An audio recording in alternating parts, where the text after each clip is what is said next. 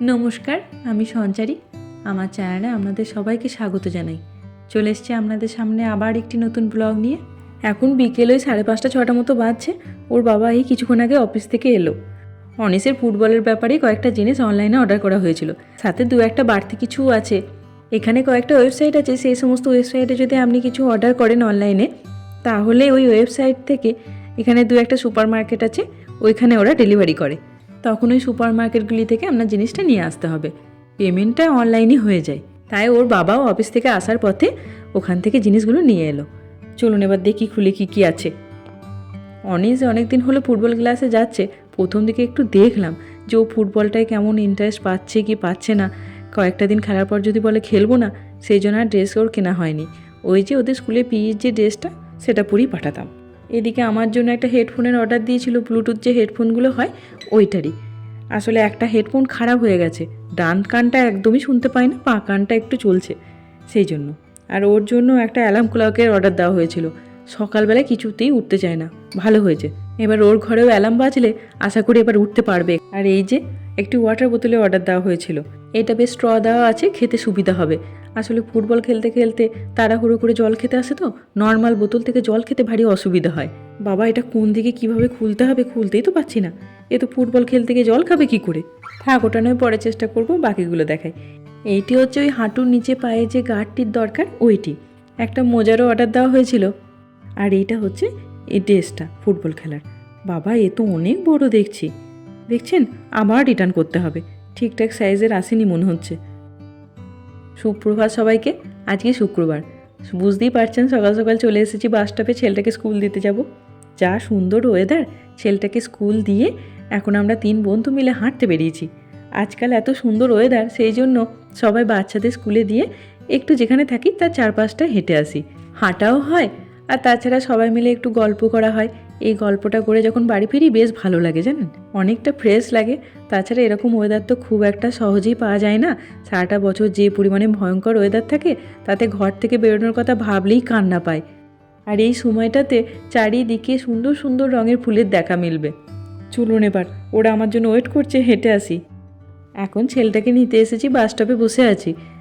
এখন ওই 3:10 মতো বাজছে, 15-20 মধ্যে বাসটা চলে আসে। চলুন আবার বাড়ি গিয়ে দেখা হবে। বাড়ি এসে ওকে একটু পরিষ্কার করে দিলাম। একটা ফুল হাতা জামার ওপরে একটা হাফ হাতা পরিয়ে দিলাম। স্কুলে যেটা পরে গেছিলো ওটাই পরিয়ে দিলাম। রোদটা আছে ঠিকই, কিন্তু একটু ঝোড়ো হাওয়া বইছে, সেই জন্য। আর সারাটা দিন রোদে গরমে নিশ্চয়ই পার্কে খেলেছে, সেই জন্য দুজনের জন্য একটু দইয়ের শরবত বানাচ্ছি। একটু ওই ভাজা জিরে গুঁড়ো দেবো, আর সামান্য একটু গুড়ের পাউডার দিয়ে ঘোলটা বানিয়ে ফেলবো। একটু মিষ্টি মিষ্টি না হলে ভালো লাগে না, বলুন? স্কুল থেকে ফেরার পথে আমার একটি বন্ধুর সঙ্গে ঠিক হলো, প্রতিদিন বাচ্চাগুলো একটা পার্কেই খেলা করে, তো সেই জন্য অন্য একটা পার্কে নিয়ে গিয়ে বসবো। অন্য পার্কে তো বাচ্চাদের একা একা ছেড়ে দেওয়া যাবে না, সেই জন্য ওই বন্ধুটিও আসবে, আমিও সাথে করে নয় যাব। কয়েকটা ঘন্টা ওই পার্কে খেলুক, তারপরে এই বাড়ির সামনে পার্কটিতেই নিয়ে চলে আসবো। আসলে রাতের রান্না বান্নার পিছু টানটা তো আছে। কোন গ্লাসটা নেবে? এটা না এটা? এইটা। এইটা? হ্যাঁ।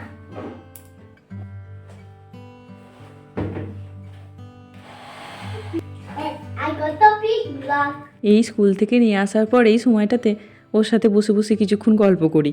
সারাদিন ও স্কুলে কি করলো, আমি বাড়িতে সারাদিন কি করলাম, এই কথাবার্তা হয়। যতটা পারবে জোর করে খেতে হবে না, আমি মিক্স করব।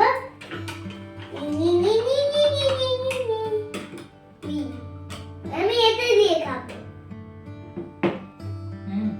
দিয়ে খাবো। খাও।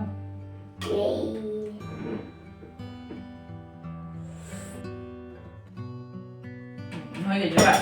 না, ওখানে ফায়ার হয়ে যাবে। কেন ফায়ার হয়ে যাবে?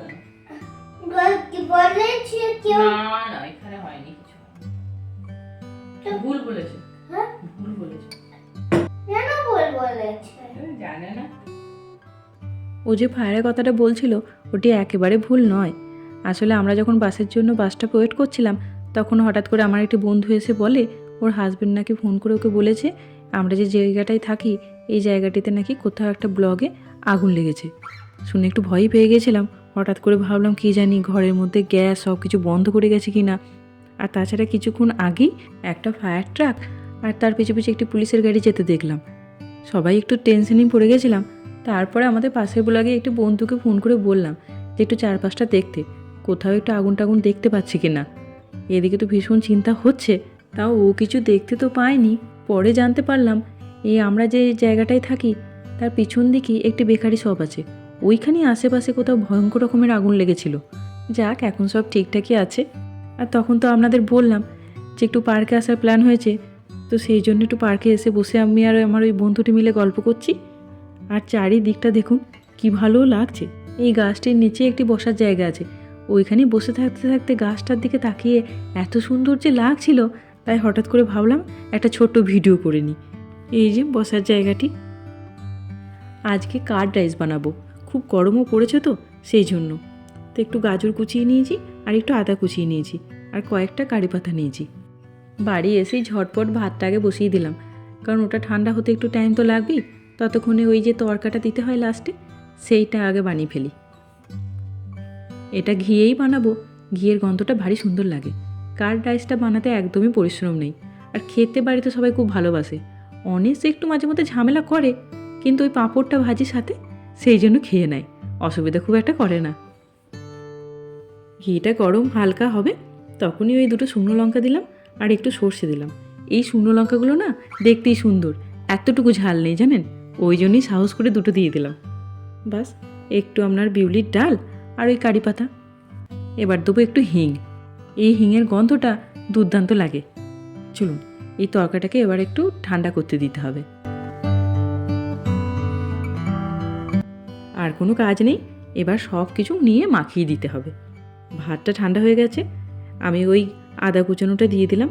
আপনারা একটু লঙ্কা কুচানোও দিতে পারেন, কাঁচা লঙ্কা বেশ লাগে। আমার ছেলে তো খেতে পারবে না, সেজন্য লঙ্কাটাকে লাস্টে যদি অ্যাড করি করব।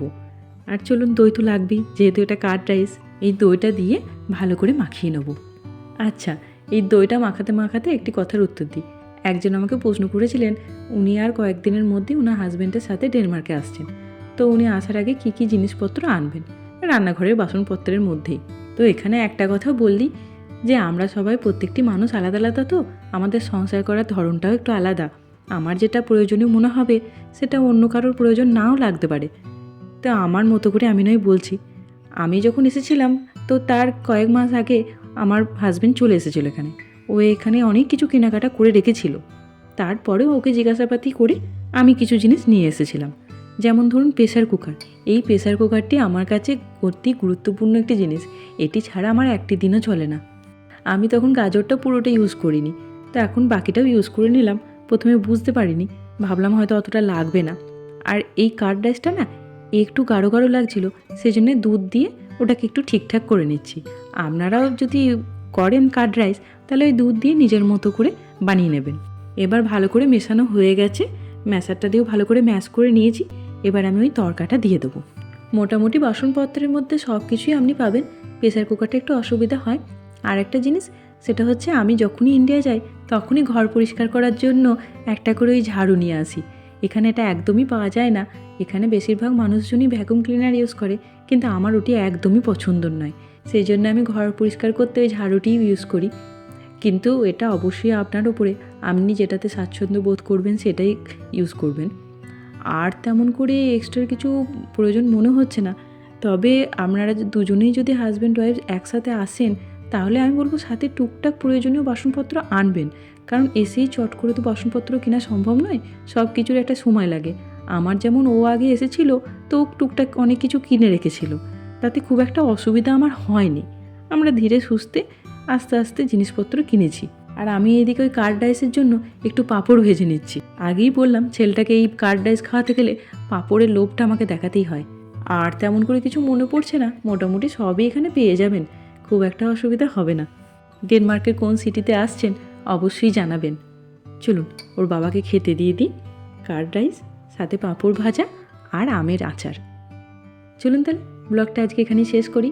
ব্লগটা যদি ভালো লাগে তাহলে লাইক করবেন, শেয়ার করবেন, কমেন্ট করে অবশ্যই আমাকে জানাবেন কেমন লাগলো আপনাদের এই ব্লগটি। আমার ব্লগগুলো যদি আপনাদের ভালো লাগে তাহলে প্লিজ চ্যানেলটিকে সাবস্ক্রাইব করে দেবেন।